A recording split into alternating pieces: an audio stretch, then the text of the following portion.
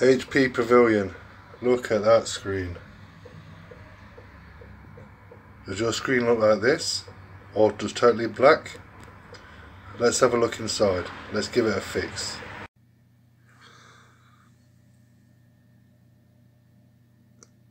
And there's the problem. Leaking capacitors. Let's get them out.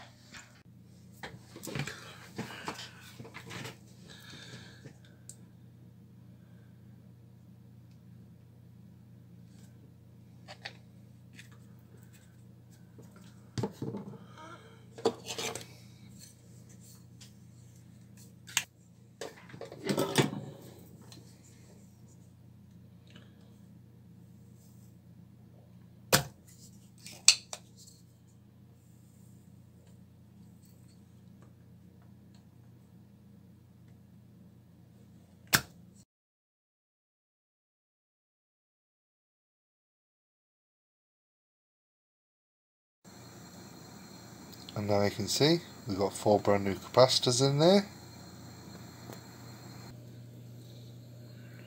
And look, the computer is now working.